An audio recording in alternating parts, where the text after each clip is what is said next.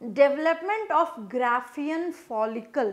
Graafian follicle mature follicle होता है जिसमें से सेकेंडरी oocyte बाहर निकलता है। अब ये जो बातें हैं ये जब समझ में आएंगी जब हम इसकी डिटेलिंग करेंगे। तो सबसे पहले हम यहाँ पे स्ट्रक्चर बनाते हैं ओवेरी का। आलमंड शेप ऑर्गन है ओवेरी। किस टाइप का ऑर्गन है? आलमंड शेप है। अब जब हम ओवेरी की बात करते हैं तो यहाँ पे एक स्ट्रक्चर होता है, इस स्ट्रक्चर में से ब्लड वेसल्स एंटर करती हैं। जहाँ से भी ब्लड वेसल्स एंटर करती हैं इस स्ट्रक्चर को बोला जाता है हाइलम।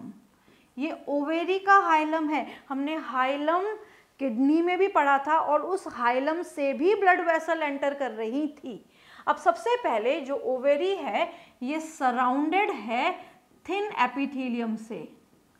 थिन एपिथेलियम से ये कवर्ड है जिसको जर्मिनल एपिथेलियम कहा जाता था। जर्मिनल एपिथेलियम इसलिए कहा जाता था क्योंकि ऐसा माना जाता था कि जर्मिनल एपिथेलियम ही जर्म सेल को बनाती हैं। बट हमने क्या पढ़ा है कि जो जर्म सेल हैं वो ओवेरी में नहीं बन रही हैं, इनका डेवलपमेंट हो रहा है। ये एक्स्ट्रा गोनाडल इन ओरिजिन है। तो सबसे बाहर जो थिन लेयर है इस थिन लेयर को हम बोलते हैं थिन एपिथेलियम। इस थिन लेयर के अंदर प्रेजेंट होती है वाइट फाइब्रस कनेक्टिव टिश्यू की लेयर। तो यहाँ पे इसके जस्ट नीचे वाइट फाइब्रस कनेक्टिव टिश्यू की लेयर होती है। इस लेयर को बोला जाता है ट्यूनिका एल्ब्यूजिनिया। ट्यूनिका एल्ब्यूजिनिया हमने टेस्टिस में भी पढ़ी थी। टेस्टिस में ट्यूनिका एल्ब्यूजिनिया टेस्टिकुलर लोब्यूल्स बना रही थी। यहाँ पे भी थिन एपिथेलियम के नीचे ट्यूनिका एल्ब्यूजिनिया प्रेजेंट है। यही ट्यूनिका एल्ब्यूजिनिया ओवेरी के अंदर जो भी सामान है, जो भी चीजें हैं उनको कवर करती, यानी कि इट एनक्लोज्ड स्ट्रोमा। ये किसको एनक्लोज करती है? It enclosed stroma of the ovary. हम क्या पढ़ रहे हैं? हम पढ़ रहे हैं ओवेरी का इंटरनल स्ट्रक्चर। तो यहाँ पे एल्ब्यूजिनिया किसको कवर करती है? स्ट्रोमा को कवर करती है। अब एल्ब्यूजिनिया में आगे जब इसका एक्सटेंशन होता है तो ये दो हिस्सों में डिवाइड हो जाती है फिर से। तो इसका आउटर पार्ट जो है दैट इज कॉर्टेक्स और जो इसका इनर पार्ट है दैट इज मेड्यूला। तो यहाँ पे हम इसको बोलेंगे कॉर्टेक्स, पेरिफेरल कॉर्टेक्स या आउटर कॉर्टेक्स बोल सकते हैं, और जो अंदर प्रेजेंट है दैट इज मेड्यूला। हम मेड्यूला कॉर्टेक्स ब्रेन में भी पढ़ते हैं, हम मेड्यूला कॉर्टेक्स किडनी में भी पढ़ते हैं। तो हमेशा ध्यान रखना है कॉर्टेक्स का मतलब है बाहर का पार्ट, मेड्यूला मतलब अंदर का पार्ट। अब ध्यान देना है कि जो फॉलिकल्स हैं, यहाँ पे मैंने एक वर्ड लिखा है फॉलिकल्स। तो जो भी फॉलिकल्स बन रहे हैं वो कहाँ पे बनेंगे? वो फॉलिकल्स बनेंगे कॉर्टेक्स में। इस तरीके से जो फॉलिकल का फॉर्मेशन होगा वो कहाँ पे होगा? कॉर्टेक्स में। फिर मेड्यूला का क्या काम है? मेड्यूला में प्रेजेंट होती है ब्लड वेसल्स। ये ब्लड वेसल्स आ गई। ब्लड वेसल्स में आ जाएगी यहाँ पे आर्टरी, यहाँ पे आ जाएगी वेन। तो यहाँ पे आर्टरी वेन प्रेजेंट है, ये आर्टरी यहाँ पे प्रेजेंट है, वेन प्रेजेंट है। ब्लड को लाने और ले जाने के लिए ब्लड वेसल्स प्रेजेंट है, कनेक्टिव टिश्यू प्रेजेंट है, स्ट्रोमल सेल्स भी यहाँ पे प्रेजेंट है। साथ साथ में यहाँ पे लिम्फ सप्लाई भी है और नर्व सप्लाई भी है। तो यहाँ पे किस किस की सप्लाई है? यहाँ पे नर्व सप्लाई भी है, क्योंकि बॉडी में हर ऑर्गन में सेंसिटिविटी होती है। किस कारण से होती है? नर्व्स के कारण। और यहाँ पे लिम्फ सप्लाई भी है, यहाँ पे क्या है? लिम्फ सप्लाई भी है। अब मेन बात क्या है कि फॉलिकल कैसे बनते हैं? तो जब फॉलिकल बनते हैं तो इस प्रोसेस को बोला जाता है फॉलिक्यूलोजेनेसिस। मैंने आपको बहुत बार समझाया है, जेनेसिस का मतलब फॉर्मेशन। तो किसका फॉर्मेशन हो रहा है? फॉलिकल का फॉर्मेशन हो रहा है। अब फॉलिकल क्या है, oocyte क्या है, ये सारी चीजें डायग्राम से क्लियर होंगी। तो हमें यही पढ़ना है कि किस तरीके से कॉर्टेक्स में फॉलिक्यूलोजेनेसिस हो रहा है और जो oocyte है वो मैच्योर होके किस तरीके से रिलीज हो रहा है, बाहर निकल रहा है। तो इसको हम स्टेप वाइज पढ़ेंगे। तो I start with the primary stage. मैं प्राइमरी स्टेज से शुरू कर रही हूं। तो सबसे पहला स्टेज आता है प्राइमोर्डियल फॉलिकल। हम बात कर रहे हैं सबसे पहले प्राइमोर्डियल फॉलिकल की। क्या होता है प्राइमोर्डियल फॉलिकल? सबसे पहले बनने वाला फॉलिकल, इनिशियल स्टेज का फॉलिकल। होता क्या है, सबसे पहले हम बनाएंगे यहाँ पे primary oocyte। This is primary oocyte। किससे बना है प्राइमरी oocyte? ओगोनियम से बना है। ओगोनियम क्या है? ओगोनियम एनलार्ज हो जाती है, प्रिमोर्डियल जर्म सेल से बनती है और एनलार्ज होने के बाद प्राइमरी oocyte बनाती है। इसके ऊपर फ्लैट सेल की लेयर प्रेजेंट है। इसके ऊपर क्या प्रेजेंट है? फ्लैट सेल की लेयर प्रेजेंट है। तो यहाँ पे जो सेल्स हैं वो बिल्कुल चपटी हैं, फ्लैट हैं। ये हमने बना दी हैं फ्लैट सेल्स। ये जो फ्लैट सेल्स हैं इन्हीं को ही हम बोलते हैं फॉलिक्यूलर सेल्स। इन फ्लैट सेल्स को हम क्या बोलेंगे? Follicular cells. सब में न्यूक्लियस है क्योंकि एनिमल सेल है तो न्यूक्लियस सेंट्रली लोकेटेड है। ये सभी सेल में हमने बना दिया है न्यूक्लियस। तो सबसे पहले इसकी लेबलिंग कर लेते हैं क्योंकि लेबलिंग बहुत ज़्यादा इंपॉर्टेंट है, बिना लेबलिंग के कुछ भी समझ नहीं आएगा। तो ये है primary oocyte। This is primary oocyte। किसके अंदर प्रेजेंट है? ये है फ्लैटेंड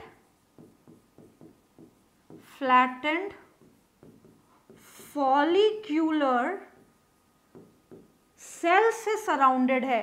क्या बोल रही हूं मैं, ध्यान से सुनना। प्राइमरी oocyte है, फ्लैटेंड फॉलिक्यूलर सेल के अंदर बंद है। इन दोनों को एक साथ बोला गया है ओवेरियन फॉलिकल। इन दोनों को एक साथ क्या बोला गया है? Ovarian follicle. ध्यान रखना क्योंकि ये ओवेरी का ही है सारा, जितना भी चीज हम पढ़ रहे हैं ये ओवेरी के इंटरनल स्ट्रक्चर को पढ़ रहे हैं। अब प्राइमरी oocyte हमें पता है कहां से आया था, ओगोनियम से आया था। फॉलिक्यूलर सेल कहां से आई? मैंने आपको थोड़ी देर पहले बताया था स्ट्रोमल सेल प्रेजेंट होती है स्ट्रोमा में, यानी कि ओवेरी के अंदर जो जगह है, ये वाली जो जगह थी ओवेरी के अंदर, ये स्ट्रोमा थी। इस स्ट्रोमा में स्ट्रोमल सेल्स प्रेजेंट थी। ये रही स्ट्रोमल सेल। में यहाँ पे स्ट्रोमल सेल की एक हल्की सी लेयर बना रही हूँ। These are stromal cells. I mentioned here stromal cells. अब ये जो स्ट्रोमल सेल्स हैं यही मॉडिफाई होके फॉलिक्यूलर सेल्स बनाती हैं जो फ्लैट है नेचर में, और यही सेल्स प्राइमरी oocyte को सराउंड कर रही हैं। तो इस पूरे स्ट्रक्चर को बोला जाता है प्राइमोर्डियल फॉलिकल। यहाँ पे एक और चीज, फ्लैटेंड सेल अलग हो गई, फॉलिक्यूलर सेल के मॉडिफिकेशन से बनी है। तो यहाँ पे दोनों को सेपरेट करने के लिए क्या होगा? बेसमेंट मेम्ब्रेन प्रेजेंट होगी। सो बेसमेंट मेम्ब्रेन है, बाहर स्ट्रोमल सेल्स हैं, ये मॉडिफाई होके फ्लैटेंड फॉलिक्यूलर सेल्स बनाती हैं और ये फॉलिक्यूलर सेल्स सराउंड करती है प्राइमरी oocyte को। तो हम पढ़ चुके हैं पहला follicle, that is primordial follicle, जो बहुत ही छोटा होता है साइज में। शुरुआत यहीं से होती है oocyte के बनने की। अब क्या होता है, ये जो फ्लैटेंड फॉलिक्यूलर सेल हैं ये अपने अंदर बदलाव लेके आती हैं और कॉलमिनर हो जाती हैं। कॉल्यूमिनर होने के बाद ये फिर से अपने अंदर बदलाव लेके आती हैं और प्रोलिफरेट करना शुरू करते हैं, यानी कि अपनी संख्या को बढ़ाना शुरू करती हैं और एक दूसरे फॉलिकल को बनाती हैं, and this follicle is known as primary follicle. तो सेकेंड फॉलिकल हम पढ़ेंगे प्राइमरी फॉलिकल। अब what is the difference in the primordial follicle and the primary follicle? जब हम बात करते हैं प्राइमोर्डियल में तो फ्लैट सेल्स हैं जो सराउंड कर रही हैं, इसमें क्या होगा, इसमें ये हमने बना दी आउटर पार्ट, इस आउटर पार्ट के अंदर जो प्रेजेंट है दैट इज oocyte। कौन सा oocyte हमने बनाया था पहले? प्राइमरी oocyte, तो ये भी प्राइमरी oocyte है। अब यहाँ पे क्या होता है, जो फॉलिक्यूलर सेल्स हैं ये लगातार डिवाइड करना शुरू कर देती हैं और डिवाइड करते करते ये मल्टी लेयर्स अपनी बना लेती हैं। तो यहाँ पे क्या बन जाती है, फॉलिक्यूल सेल्स की मल्टी लेयर्स, और जैसे ही ये मल्टी लेयर्स बनती हैं तो इनका नाम बदल जाता है और नाम बदल के ये हो जाती हैं ग्रैन्युलोसा सेल्स। इनका नाम बदल के क्या हो जाता है, ग्रैन्युलोसा सेल्स। सो यहाँ तक पूरा ये कवर कर लेती हैं oocyte को। ग्रैन्युलोसा जो सेल्स हैं उनका काम है oocyte को नरिशमेंट देना। तो हम इसकी लेबलिंग करते हैं। सबसे पहले कौन सी क्या चीज़ है, जिससे सारी चीज़ें क्लियर हो जाएंगी। तो सबसे पहले ये जो अंदर प्रेजेंट है दिस इज प्राइमरी oocyte, ये है प्राइमरी oocyte। प्राइमरी oocyte के बाहर एक ग्लाइकोप्रोटीन की लेयर बन जाती है और इस ग्लाइकोप्रोटीन की लेयर बनाने में ग्रैन्युलोसा सेल्स ही मदद करती हैं। तो ये जो लेयर बनती है प्राइमरी फॉलिकल के बाहर that is zona pellucida.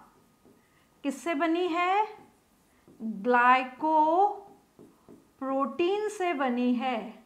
It is made up of glycoprotein. Flattened cells ने यहाँ पे लेयर बना दी, बहुत सारी लेयर्स बन गई, इनको बोलेंगे ग्रैन्युलोसा सेल्स। ये ग्रैन्युलोसा सेल्स प्राइमरी oocyte को नरिशमेंट प्रोवाइड करती हैं। ये बात ध्यान रखनी इंपॉर्टेंट है। बाहर दिस इज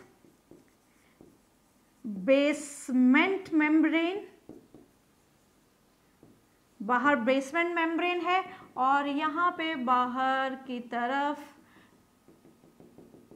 स्ट्रोमल सेल्स हैं जो पहले भी थी। क्या प्रेजेंट है, स्ट्रोमल सेल। तो एक ही अंतर आया यहाँ पे, क्या क्या अंतर आया कि प्राइमरी oocyte को जोना पेल्यूसिडा ने कवर कर लिया और जो फॉलिकल की जो सेल्स थी उन्होंने प्रोलिफरेट करके ग्रैन्युलोसा सेल बना दी। This is the difference between the primordial follicle and the primary follicle. तो ये नेक्स्ट स्टेज यानी कि प्राइमरी फॉलिकल स्टेज है। इसके बाद की जो स्टेज है दैट इज सेकेंडरी फॉलिकल। इसके बाद की जो स्टेज आती है वो आती है सेकेंडरी फॉलिकल। अब डिफरेंस क्या है थोड़ा ध्यान से समझना। प्राइमरी फॉलिकल में और सेकेंडरी फॉलिकल में जो डिफरेंस है वो है लेयर्स का। अब यहाँ पे क्या होता है कि यहाँ पे जो फॉलिक्यूलर लेयर है सेल्स की वो और ज़्यादा हो जाती है।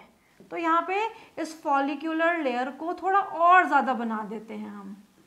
ये ग्रैन्युलोसा लेयर जो है ये और ज़्यादा प्रोलिफरेट करती है और एनलार्ज होता जाता है फॉलिक्यूलर साइज। ये फॉलिक्यूलर साइज लगातार एनलार्ज होना शुरू हो जाता है। इसी के साथ साथ यहाँ पे दो बदलाव और आते हैं और वो बदलाव किस तरीके से शो होते हैं। यहाँ पे जो स्ट्रोमल सेल्स हैं जो सबसे बाहर प्रेजेंट हैं ये थोड़ी सी कॉन्सेंट्रेट हो जाती हैं, कंडेंस्ड हो जाती हैं एक्चुअली। ये कंडेंस्ड हो गई और ये कंडेंस्ड होके एक लेयर बना लेती है। This is theca externa. क्या बना ली लेयर? थीका एक्सटर्ना लेयर बना ली। और जो ग्रैन्युलोसा सेल्स हैं, ये ग्रैन्युलोसा सेल्स भी कंडेंस्ड हो जाती हैं। ग्रैन्युलोसा सेल्स भी क्या हो जाती हैं? कंडेंस्ड हो जाती हैं। इस तरीके से ये कंडेंसेशन शो करती हैं। यहाँ पे मैं बना देती हूँ, ये कंडेंस हो गई, पूरा बन जाता है और यहाँ पे लेयर बन जाती है theca interna. Theca interna 2 layer बन गई, पर बहुत ज्यादा प्रोमिनेंट नहीं होती। साथ साथ में यहाँ पे प्रेजेंट है ब्लड वेसल्स, यहाँ पे ब्लड सप्लाई है, ये यहाँ पे ब्लड सप्लाई भी है। तो हम क्या बोल सकते हैं कि जो थीका एक्सटर्ना है ये फाइब्रस है। कैसी है? फाइब्रस है और एवेस्कुलराइज्ड है, ब्लड सप्लाई यहाँ पे नहीं है। But theca interna is glandular. This is glandular and vascularised, यहाँ पे ब्लड सप्लाई है। तो what is the difference between the primary follicle and the secondary follicle? Secondary follicle में थीका इंटरना और एक्सटर्ना आ गई और जो ग्रैन्युलोसा लेयर थी वो और ज्यादा बढ़ गई, यानी कि साइज और ज्यादा बड़ा हो गया फॉलिकल का। थीका इंटरना और थीका एक्सटर्ना को एक साथ थीका फॉलिक्यूलाई बोला जाता है। दोनों को एक साथ क्या बोला जाता है? थीका फॉलिक्यूलाई। दोनों को एक साथ थीका फॉलिक्यूलाई बोला जाता है। तो 3 स्टेजेस हमने पढ़ ली, primordial follicle, primary follicle and secondary follicle. Secondary के बाद आता है टर्शरी। ये थी सेकेंड स्टेज, ये आ गई थर्ड स्टेज। थर्ड और सेकेंड स्टेज में केवल सेल की प्रोलिफरेशन का अंतर है और एक्सटर्ना और इंटरना का अंतर है। अब क्या होता है, ये जो प्राइमरी oocyte है ये क्या करेगा? मियोसिस में जाएगा और जैसे ही ये मियोसिस 1 में जाएगा, कौन सा डिवीजन में जाएगा? ये मियोसिस 1 में जाएगा। तो मियोसिस 1 में जाएगा तो क्या बनाएगा? Secondary oocyte। तो यहाँ पे नेक्स्ट स्टेज शुरू हो जाती है, that is tertiary follicular stage. Next stage कौन सी है? Tertiary follicle stage. अब सेकेंडरी से टर्शरी कैसे डिफरेंट है ये बात हमें समझनी है। तो यहाँ पे साइज बढ़ा, नेचुरली जैसे जैसे ग्रोथ होगी फॉलिक्यूलोजेनेसिस यानी कि फॉलिक्यूलर लेयर, ग्रैन्युलोसा लेयर बढ़ती चली जाएंगी, साइज अपने आप बढ़ता चला जाएगा। तो यहाँ पे हम बना देते हैं जोना पेल्यूसिडा। सबसे पहले ये हमने बना दिया है जोना पेल्यूसिडा। जोना पेल्यूसिडा के अंदर क्या प्रेजेंट है? अंदर प्रेजेंट है अब यहाँ पे सेकेंडरी oocyte। ये ध्यान रखनी है बात, ये बहुत जरूरी बात है। This is secondary oocyte. This is zona pellucida. ये क्या है? zona pellucida। अब यहाँ पे क्या है? चारों तरफ फिर वही फॉलिक्यूलर लेयर प्रेजेंट है। ये पूरा फॉलिकल से जो कवर्ड है पूरा का पूरा oocyte कवर हो जाता है। जोना पेल्यूसिडा भी कवर हो जाती है पैरेलली। बट यहाँ पे अब क्या चेंजेस आते हैं कि ये जो फॉलिकल है इस फॉलिकल में फ्लूइड फिल्ड कैविटी बन जाती है। छोटी छोटी कैविटी बनना शुरू हो जाती हैं जिसमें फ्लूइड भरा हुआ है। तो यहाँ पे हम क्या देखेंगे कि यहाँ पे कैविटी बन गई और उस कैविटी को हम नाम देते हैं antrum. What is antrum? Antrum is the fluid filled cavity of the follicle, follicle की फ्लूइड फिल्ड कैविटी। तो यहाँ पे पूरे को हमने भर दिया है ग्रैन्युलोसा सेल से, ये ग्रैन्युलोसा सेल से पूरा का पूरा कवर्ड है, बट यहाँ पे जो जगह बच गई है दैट इज द कैविटी। कोई भी खाली जगह क्या होगी, कैविटी। तो यहाँ पे हम इसको नाम दे देते हैं, this is antrum, this is fluid filled cavity. अब बाहर क्या है, बाहर वो सारी चीजें सेम है, सेम का मतलब है स्ट्रोमल सेल्स ने बनाई थीका एक्सटर्ना, ग्रैन्युलोसा सेल ने बनाई थीका इंटरना। तो यहाँ पे थीका एक्सटर्ना, थीका इंटरना थोड़ी प्रोमिनेंट हो जाती हैं, सो आई राइट हियर थीका एक्सटर्ना। अंदर वाली थीका इंटरना, दोनों को मिला के थीका फॉलिक्यूलाई बार बार मेंशन करने की जरूरत नहीं है, थोड़ी प्रोमिनेंट हो गई। बीच बीच में ब्लड सप्लाई, ब्लड वेसल्स यहाँ पे प्रेजेंट हैं बीच बीच में, वेस्कुलराइज्ड है इंटरना। तो हमने क्या बना दिया यहाँ पे हमने ब्लड वेसल्स बना दी हैं। तो डिफरेंस क्या है सेकेंडरी oocyte और टर्शियरी oocyte में, या फिर हम ये कह सकते हैं कि टर्शियरी फॉलिकल या सेकेंडरी फॉलिकल में क्या डिफरेंस है। सेकेंडरी फॉलिकल में प्राइमरी oocyte डिवीजन की तरफ बढ़ता है, सेकेंडरी oocyte बन जाता है, और क्या आ जाती है यहाँ पे fluid filled cavity that is antrum.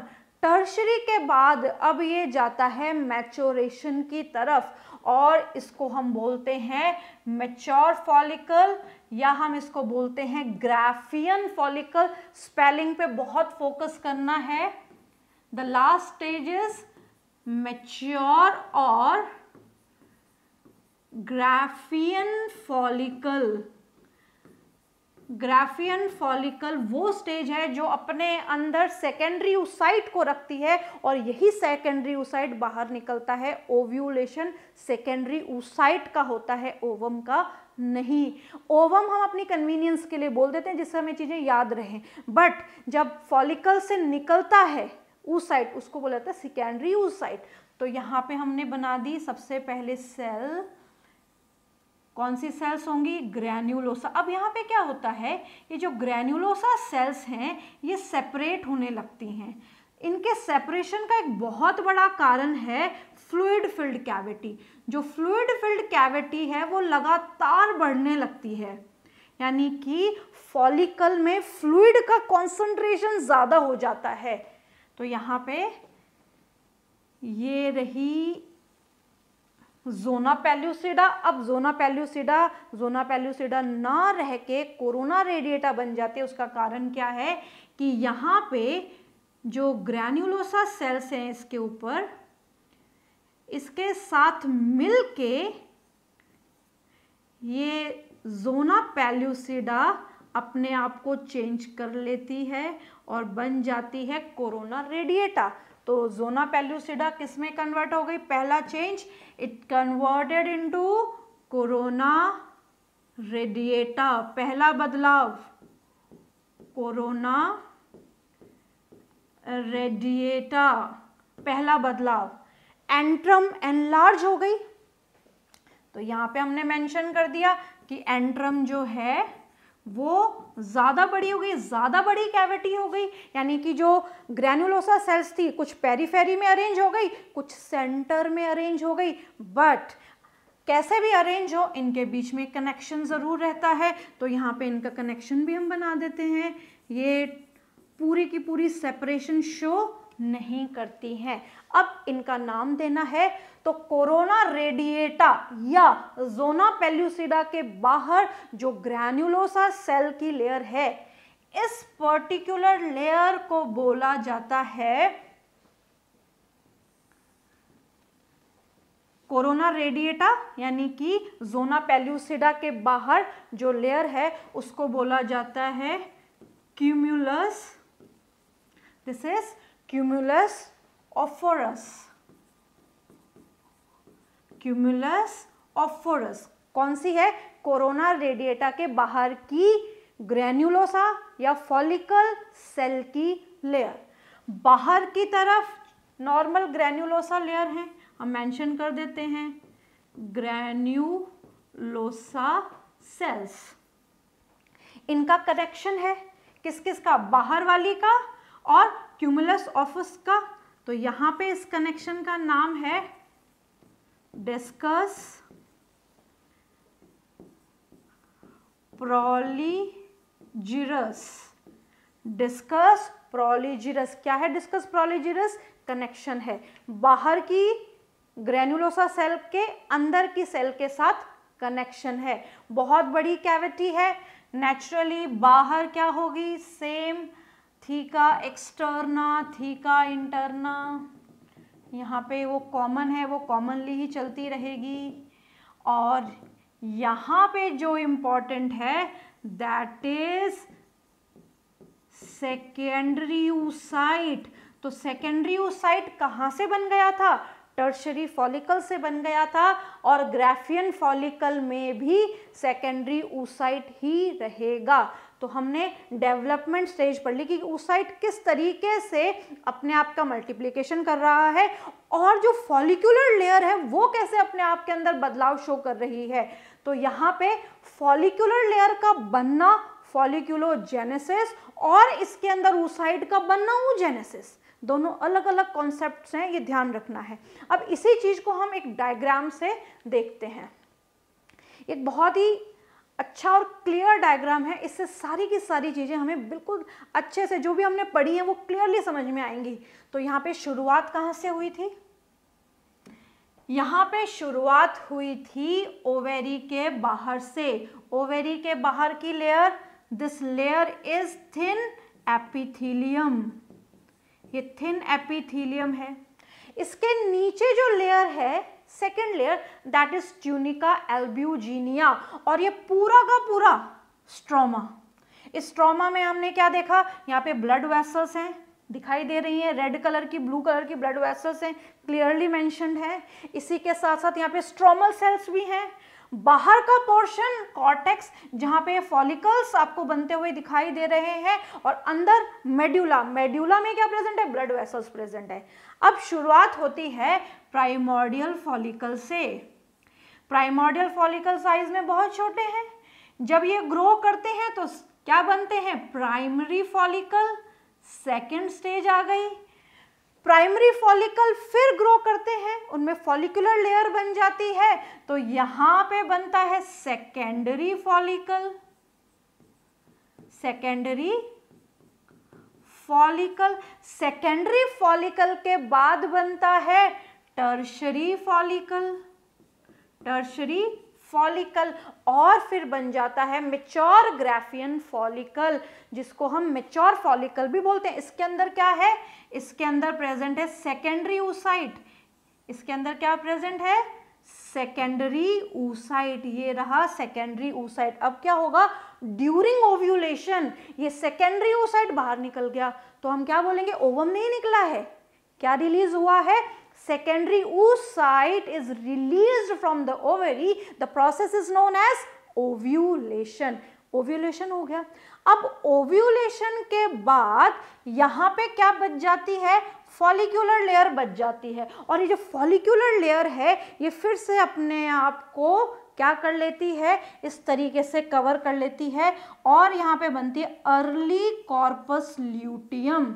Graafian follicle से जब सेकेंडरी oocyte बाहर निकल जाता है तो अर्ली कॉर्पस ल्यूटियम बनती है। इसको कॉर्पस हीमोरैजिकम भी बोलते हैं, इंपॉर्टेंट है। अर्ली कॉर्पस ल्यूटियम को कॉर्पस हीमोरैजिकम भी बोलते हैं। अब क्या होता है? धीरे धीरे धीरे धीरे ये फिर से डेवलप होती जाती है, टूवर्ड्स डीजनरेशन तो बढ़ती है, बट जब अर्ली से जब अपने लेट स्टेज में आती है तो इसको बोला जाता है कॉर्पस ल्यूटियम, और इसी को ही बोला जाता है येलो बॉडी। बहुत इंपॉर्टेंट है ये, इसी को ही बोला जाता है येलो बॉडी, ये येलो बॉडी या ये जो कॉर्पस ल्यूटियम है ये एंडोक्राइन स्ट्रक्चर की तरह काम करती है। It persist in till the end of the pregnancy, यानी कि प्रेगनेंसी के अंत तक रहती है। अब मैंने दो बात यहाँ पे करी, प्रेगनेंसी के अंत तक रहना और प्रेगनेंसी न होना, दोनों स्टेजेस आएंगे यहाँ पे। अगर प्रेगनेंसी है यानी कि अगर फर्टिलाइजेशन हुआ है तो यहाँ पे जो कॉर्पस ल्यूटियम या येलो बॉडी है ये क्या करेगी, ये एंडोक्राइन स्ट्रक्चर की तरह काम करेगी और human chorionic gonadotrophin HCG hormone की सहायता से परसिस्टेंटली प्रेगनेंसी के एंड तक रहेगी। HCG की सहायता से प्रेगनेंसी के 9 मंथ तक रहेगी। HCG कौन सिक्रीट करता है, ट्रोफोब्लास्ट सिक्रीट करता है। ट्रोफोब्लास्ट क्या होता है, जब ब्लास्टोसिस्ट बनता है ड्यूरिंग एम्ब्रियोनिक डेवलपमेंट, ये ब्लास्टोसिस्ट क्या करता है, ये ब्लास्टोसिस्ट वो स्ट्रक्चर है जो यहाँ पे जाके इम्प्लांट हो जाता है यूट्रस में और इसकी बाहर की लेयर होती है ट्रोफोब्लास्ट। तो ट्रोफोब्लास्ट सिक्रीट करता है ह्यूमन कोरियोनिक गोनेडोट्रोफिन और उसके बाद प्लेसेंटा सिक्रीट करती है। तो ये संभाले रखते हैं कॉर्पस ल्यूटियम को क्योंकि ये एंडोक्राइन स्ट्रक्चर की तरह काम करता है। तो ये कब काम कर रहा है, जब प्रेगनेंसी है, जब एक फीमेल ने कंसीव किया है तब। मान लीजिए फीमेल ने कंसीव नहीं किया तो न करने से क्या होता है, ये धीरे धीरे धीरे धीरे और डीजेनरेट हो जाती है और बन जाती है कॉर्पस एल्बिकेंस और इस कॉर्पस एल्बिकेंस को बोला जाता है व्हाइट बॉडी। ध्यान रखना है ये दोनों टर्म्स, येलो बॉडी कौन है और व्हाइट बॉडी कौन है। तो yellow body is corpus luteum. What is corpus luteum, endocrine structure. Corpus albicans is white body और इस तरीके से ये व्हाइटिश स्ट्रक्चर में ही रहती है। जब ओवेरी का सेक्शन देखा जाता है तो व्हाइट कलर के पैचेस दिखाई देते हैं प्रॉपरली, वही व्हाइट कलर के पैचेस क्या हैं, कॉर्पस एल्बिकेंस है। तो इस तरीके से फॉलिकल का और oocyte का डेवलपमेंट होता है। कुछ होता है जन्म से पहले और कुछ डेवलपमेंट होता है जन्म के बाद प्यूबेरटल स्टेज से। अब अगर एक एडल्ट फीमेल को हम देखें तो एक एडल्ट फीमेल की ओवेरी में 1 से 1.5 लाख ओवम प्रेजेंट होते हैं, बट सारे के सारे तो मैच्योर नहीं होते। अगर हम मेंस्ट्रुअल साइकिल पढ़ते हैं तो मेंस्ट्रुअल साइकिल में एक ओवम एक ओवेरी से रिलीज होता है और मेंस्ट्रुअल साइकिल चलती है हर मंथ। बट इतने सारे फॉलिकल्स हैं, इनका क्या होगा, तो ये जो फॉलिकल है इनका रिग्रेशन हो जाता है, ये खत्म हो जाते हैं, फेगोसाइटोसिस हो जाता है और इस टर्म को बोला जाता है फॉलिकल एट्रीसिया। इंपॉर्टेंट कि जो फॉलिकल मैच्योर नहीं हुए वो ओवेरी में क्या हो जाएंगे, वो उनका रिग्रेशन हो जाएगा, वो खत्म हो जाएंगे और इसी को ही बोला जाता है फॉलिकुलर एट्रीसिया। ये बहुत बहुत इम्पॉर्टेंट टॉपिक है, आपको ये सारी स्टेजेस पता होनी चाहिए। पैरेलली ये भी पता होना चाहिए कि कौन से फॉलिकल में कौन सा oocyte प्रेजेंट है। So this is all about the structure of the ovary and the development of the follicle or folliculogenesis.